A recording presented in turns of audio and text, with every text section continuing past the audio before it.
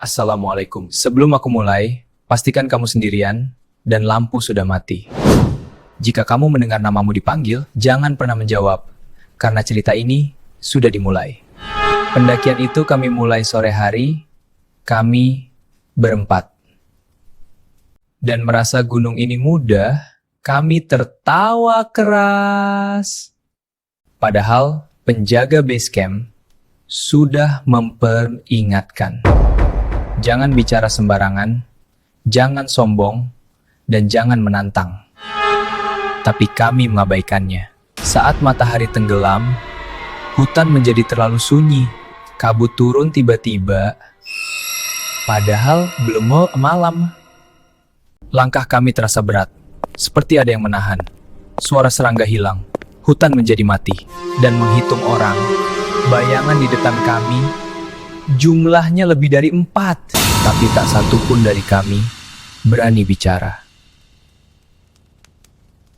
Lalu berbisik, "Mas, banyak yang ikut naik." Tenda kami terasa menyempit, napas terasa berat. Dan malam itu, aku mendengar namaku dipanggil. Dari arah hutan gelap, dengan suara yang ku kenal. Malam itu, kami memutuskan berhenti dan mendirikan tenda. Di tempat yang seharusnya tidak kami pakai, hutan terlalu sunyi. Tidak ada angin, tidak ada suara malam. Seolah waktu berhenti. Perasaanku tidak enak, seperti ada yang memperhatikan dari balik pohon-pohon gelap. Salah satu temanku mulai gemetar, tangannya dingin, matanya menatap kosong. Dalam dan bukan suaranya, dia menyebut namaku dengan nada marah. Kami membaca doa, tapi suaraku tercekat, seperti ada yang menekan dadaku. Dia menjerit keras, lalu terdiam dengan senyum yang tidak wajar. Kami mengira semuanya selesai, tapi justru dimulai. Pelan, berat, dan berhenti tepat di depan tenda. Lalu terdengar bisikan, "Andi, bukalah." Pukul 12, tidak berubah. Berapa lama pun, kami terjebak.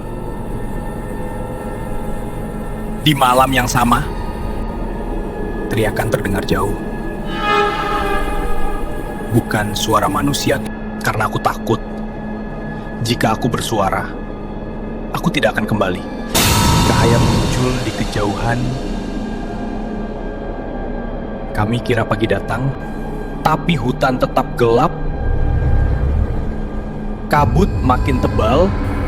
Sosok itu kembali berdiri, lebih dekat, lebih jelas. Wajahnya rusak, matanya hitam, dan tersenyum. Ayam berkokok, sosok itu menghilang. Waktu kembali berjalan, tapi kami belum selamat. Cahaya pagi akhirnya muncul, tapi rasanya tidak hangat. Kabut masih menempel,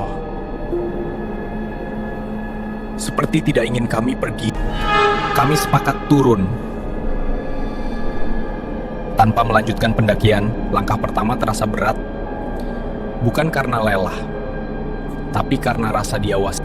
Hutan terasa berbeda. Jalur seperti berubah, tanda jalur menghilang. Padahal kemarin jelas, dan kami sadar matahari sudah tinggi, tapi suasana tetap dingin. Bayangan pepohonan panjang seperti mengikuti kami. Kami memanggil satu sama lain untuk memastikan jumlah kami masih berempat. Tapi perasaanku berkata lain. Langkah di belakang tidak pernah hilang. Kami hanya bisa menangis dan memohon dilepaskan. Entah dari mana, kami bertemu warga tua di tengah jalur hutan. Dia menatap kami lama. Kalian melanggar dan belum pamit. Kami disuruh duduk, menundukkan kepala. Suara hutan kembali, dan beban itu menghilang.